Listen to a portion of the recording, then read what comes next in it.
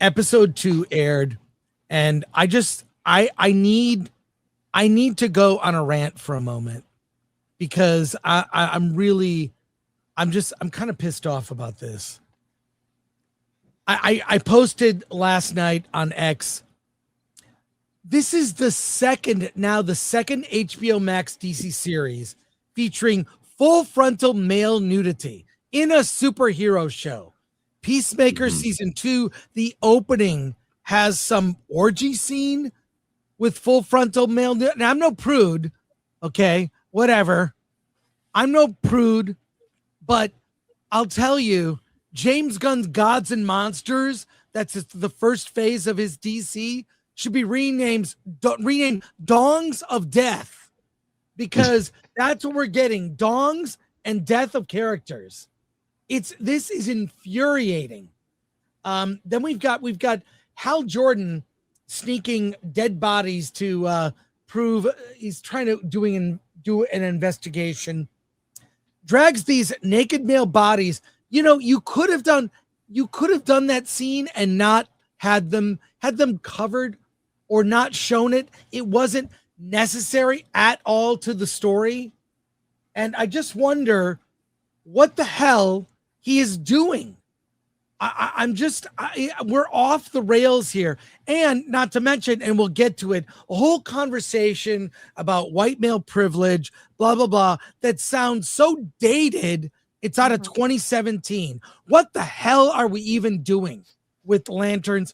I want to hear your guys' thoughts, but I'm seriously, as someone who knew Gunn back in the day, when he would come to G4 TV, he was a recurring guest. He just gotten this job. He just did the movie Super, which was a really great little indie movie, trauma inspired, not for kids, a superhero movie that starred Ellen Page and Rainn Wilson.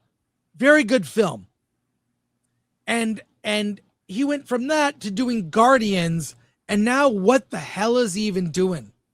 As someone who's defended him for a long time, I'm really questioning what is going on, how he allowed this to happen.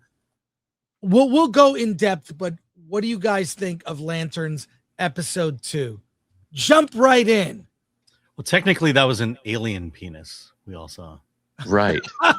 Okay, Alan. So, temper it down. Look, right? I'm no prude, but did you need it for the story? No. I mean, you can have complex ideas. You can make it adult. Do we need that? We don't. I was actually shocked when that happened. I did a watch party on my channel for episode 2, and I was legitimately just, my mouth was just wide open, and I just shouted, "Penis! There's a penis!" I could not believe it. I couldn't believe it. Was it necessary? No. Did it move the plot along? No. The penis was absolutely unnecessary. It was just there for shock value, honestly, and for humiliation. Like, let's just humiliate men. I think that's why they keep showing these flaccid penises. It's to humiliate men. It's a fetish for Hollywood at this point to humiliate men. Because you don't have these strong men. No, it's just a flaccid male penis to show male weakness, pretty much. I was dumbfounded. I was really shocked. So when I was watching it, like, I just immediately when it started, I was like, okay, we've got, like, I don't know, 3-4 fucks within the first minute. All right. And then, we have the flaccid penis. Then we had the conversation about white men. It was really unnecessary. I had no idea what I was watching, honestly. I feel like this could have been a woke show set in the South, and I wouldn't have known the difference, honestly. Like, had they not had, like, the lantern and the ring, and then Hal Jordan, like, flies, I wouldn't have known that this was a lantern show. This show is ridiculous. It really is. It's ridiculous. It's incredibly boring. It is so freaking boring. If I'm not doing the watch parties, I'm honestly, like, not watching this show. If I didn't have to review it, I wouldn't watch this show because it's just so incredibly disappointing. The one good part in this movie was when Hal Jordan's, like, flying through space. That was it. Yeah. Yeah. Let's That was it. talk to members of the panel that have penises. Just please jump in Allegedly. if you have one. Yeah. Well, before they do, let me say something. I mean, statistically, half of those aliens should have been women. I don't know why they were. Well, there was a woman. But she didn't die. She wasn't And naked on no, a there was a slab. woman in the wherever he got in the mortuary or whatever. And she was all covered up. Of Yeah. course. See, there you go.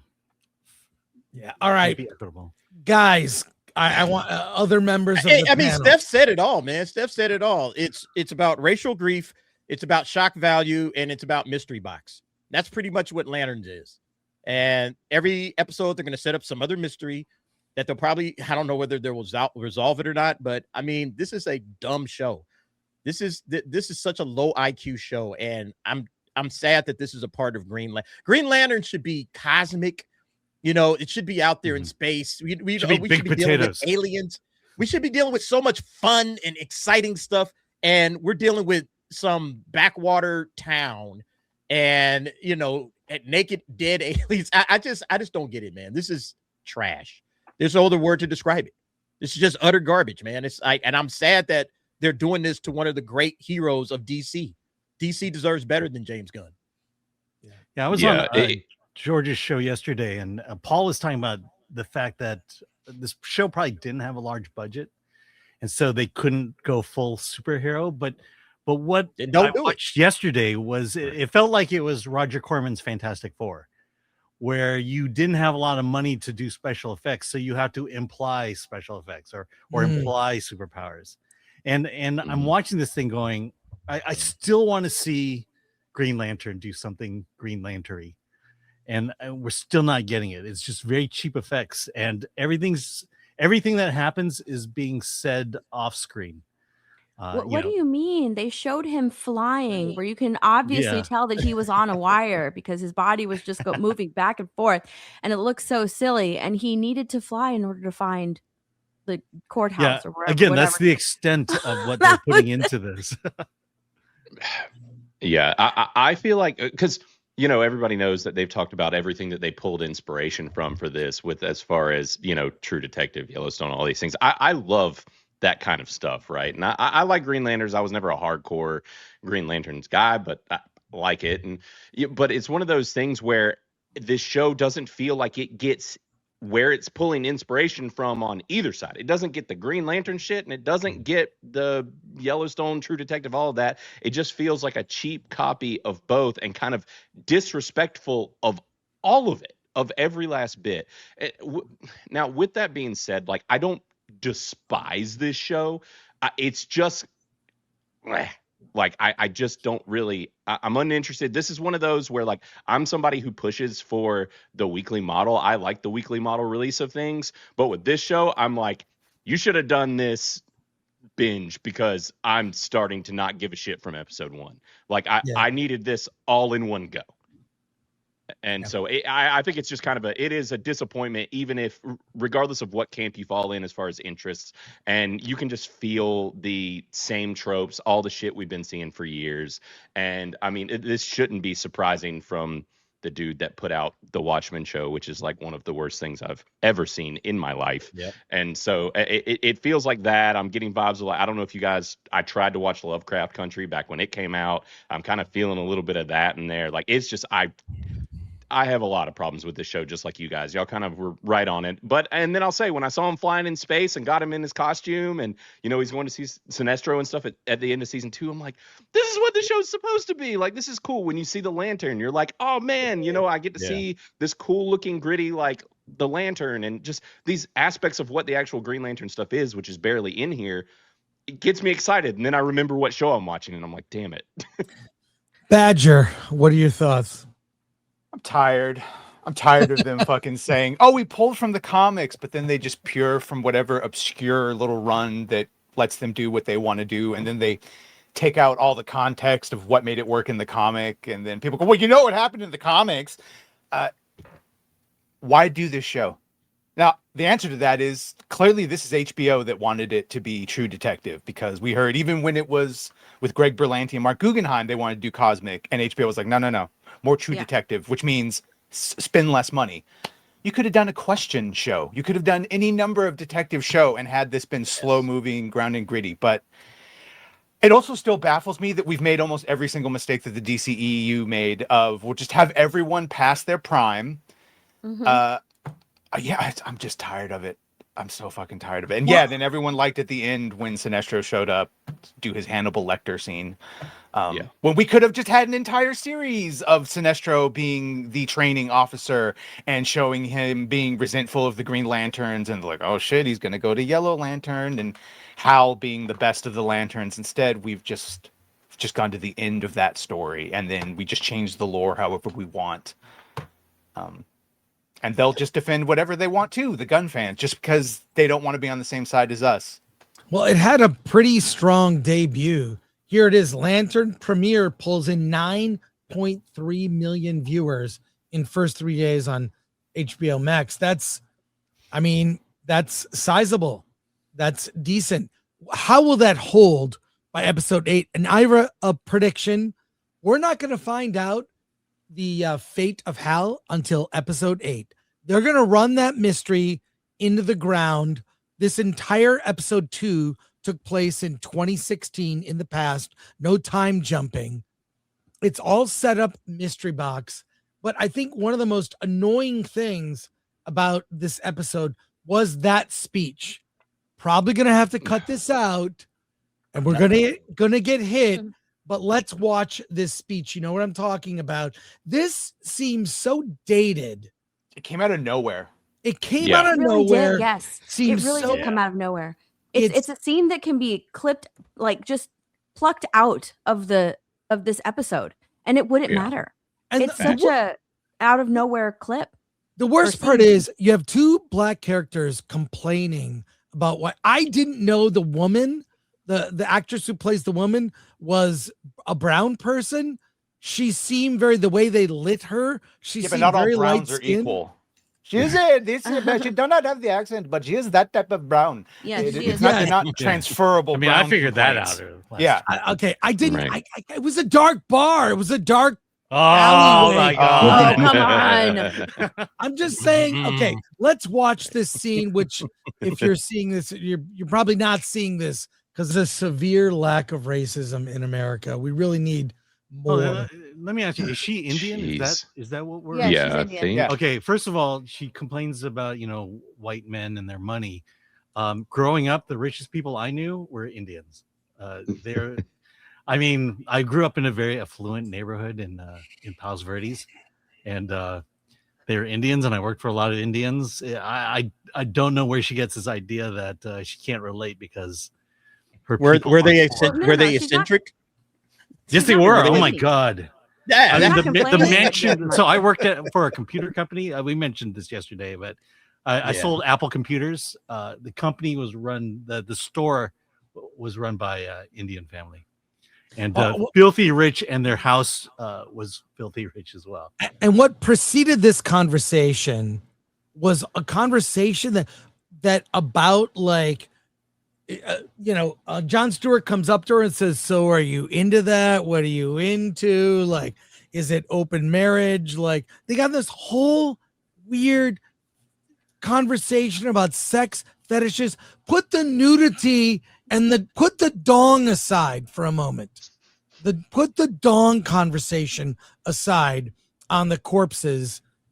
You're going to watch this show with your kid. This is the big problem I have with DC. The people running it don't feel any obligation to create real heroes for even, look, you know what? So much old superhero content, you could see it. Adults can see it. Kids can see it. But no kid, I would not let any kid, my kids, when they were younger, they would not watch this show. They'd be too bored to watch it anyway. They'd be bored. But more. But even if they importantly- juiced it up and made the story interesting, it's like, I'm not letting my kid watch this shit. Exactly. There's no way in hell I'm letting my kid watch this, man. That's the problem. Look, I know. Like, think about this for a minute. Like, the MCU, the way the MCU started out, and that's what I think Warner Brothers wanted when they got James Gunn. They wanted him to create an MCU for them. Okay, so give us the classic characters, give us something that everybody can come to watch. We can crank out a few billion-dollar films, and there we go. That's what James Gunn's assignment was. And then he decided to go full frontal nudity and orgies and all of this stupid shit. All right, fuck in the first episode of Green Lanterns. And it's like, wait a minute. I thought we were supposed to get something that could build up the DC universe. Yeah. And, you know, people would continue to watch it and follow it and go along with it. This is what James Gunn, in my opinion, is failing at big time. He should be like inviting the 5th, 6th, 7th, and 8th graders that never grew up with DC and don't know anything about these characters. He should be inviting them into the universe, into the comic books, and making them become fans of the original works that he didn't create. That's, to me, is the way you do this. Like hearing Damon Lindelof talk about, oh, well, it's not our job to, well, I forgot what the hell he said. It's like he said something to the effect of, we're not supposed to be like taking it verbatim, or I fucking forgot the words he used, but you should actually be looking at the source material and trying to do the source material justice. That's your job. He said he doesn't want, nobody wants you to be vigilant. They're vigilant. That's the word that I was trying to remember. You don't want to be totally vigilant. It's like the hell material. We do want you to be vigilant. We want you to stick to the script, because these are characters you didn't create that became popular. You know how many comic book characters exist out there and they never get to this level? Why did Hal Jordan become this popular? Why? Oh, it's because he's this kind of a character. That's what we want to see, the character that became popular, not your bullshit bastardization of it. That's not what we want. But I really think, like, Alan, you're a father. Derek, you're a father. Blaine, you have young kids. Yeah. You have action figures. I'm just saying. I wouldn't let them watch. I'm just saying, if you are, Gunn doesn't have kids, okay? He doesn't have kids.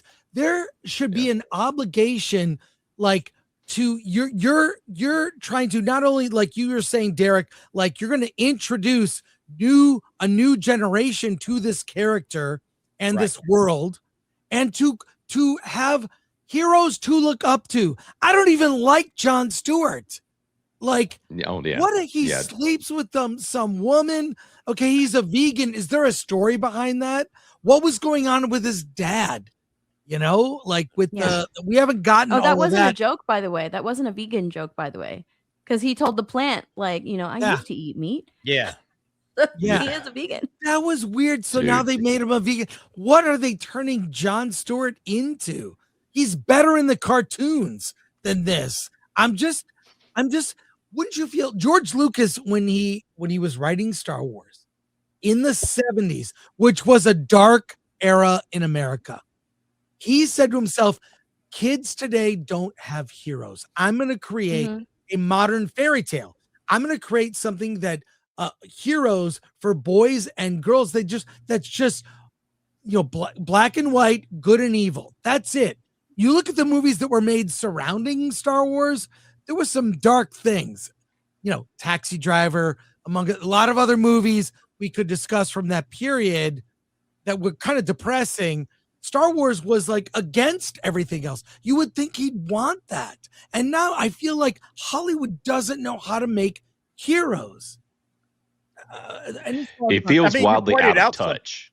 Yes. The whole thing feels out of touch. And the thing is, like, with the R-ratedness of this show, and like Chris was saying, it's like none of us are prudes about this stuff, but everything about the rated R-ness of this show feels completely pointless. Like, it feels like a teenager being like, oh, let's see how many times we can say fuck in the next 10 minutes. Like, it's just so stupid. And then it's like, okay, so that's what you want to earn your R rating, and then showing a dick. Like, what are we even doing? Where if you had cut all that stuff out, like, for example, we were talking about like having young kids and stuff. I recently showed my kids the Ghost Rider film with Nicolas Cage. Now, not to say that that's the best movie ever. It's absolutely got issues, but it was like an edgier Marvel property, right? Like, and my kids knew nothing about Ghost Rider. They watched that and they're like, this character's so cool. And it's not one of these mainline characters, right? But they were able to ride that PG-13 line, and there were people dying, and it was kind of this like edgier tone. And it's like, that's the route that you could have gone with something like this if you wanted to make it a little bit darker, but you didn't have to go whole hog. It just feels unnecessary. It went whole hog. Yeah, they did go whole hog. Well, half hog. It wasn't, full. The show is flawed from the beginning because, as they've said, because if you were to ask me, oh, you're doing a Lantern show, what it's about? And it's like, well, I know it seems like Earth is the center of the DC universe, but there's a lot of cosmic stuff. And so this is going to be our view into the cosmic, and that it's a much larger universe that they interact with. No, they say it's about replacement and when is it time to step aside. Like, that is the reason for the show. Mm-hmm. So it's not even to introduce the things about lanterns. It's another Halo where you're just using our cool action figures to get people in, and you're doing something completely fucking different that's incongruent with the actual things you're playing with. And all it does is make us upset and then have them blindly fucking seal. Oh, we saw Sinestro. It's like, yeah. But what's he saying? It is very true. This is a story about replacement. I mean, they've said that multiple times. This is about ushering in or taking out the old guard and bringing in the new guard. I'm pretty sure those were their exact words when they were at Comic-Con. So yeah, that's what it is. And what's with the flaccid penis? And then you have that woke conversation. Well, it's humiliation. Let's humiliate white people, right? So we show like a white flaccid penis beginning, and then after that, we're gonna have that conversation about privileged white men, and then we're gonna at the same time kind of make fun of them and make them seem eccentric and evil because they can get away with it even if they have money. And honestly, like, if they want to push powerful strong black characters, then we have Jon Stewart. He's not a character or a lantern or a superhero that I would want anybody to look up to. He's already feeding into this idea of I'm a black victim in 2 episodes, by the way, not just the last episode, this episode as well. So he's a black victim, and he screws a married woman. And I mean, I bet money that before she dropped him off at his motel, they smashed outside the restaurant that they were at too, because she clearly doesn't have a problem with it. And her talking about how like, oh no, I love my husband. Really? You love your husband? She doesn't give a fuck about her husband because she cheats on her husband all the time. And the only reason she's with him is admittedly for the security. But she's happy that, she chose that her husband chose her, an ugly old bitch with a big ass nose, as opposed to a cute blonde girl from Texas. By the way, you're right. You're right. The penis should have been erect. The nose is a construct. And look, $10. That's the Manhunter.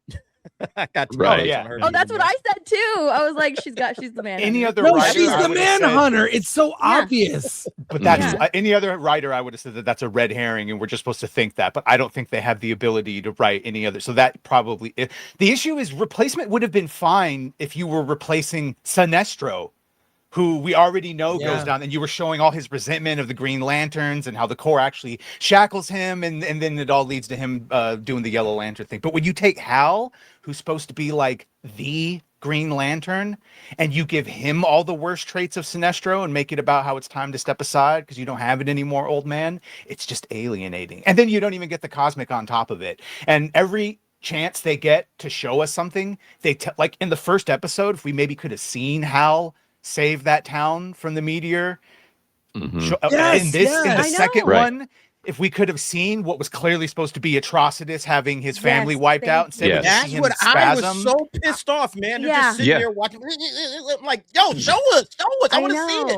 Oh, that was when he was explaining it to him, I was like, okay, that's interesting. All right, show me, like, have a voiceover and show me. And then he's like, let me show you. And I was like, okay, now they're going to show us. And it was nothing. They didn't show us. It's such a profound, it's a profound lack of imagination on the part of the writers, because even when you look back at, like, we do, Star Wars does come up, right? Okay. But so many scenes in that movie were lines where they talked about amazing things happening they couldn't really show. And sometimes I think today's writers are lazy, that unless they're doing it digital, they have to, there are clever ways to do action sequence. The way Richard Donner made the first Superman, it's amazing he pulled that off.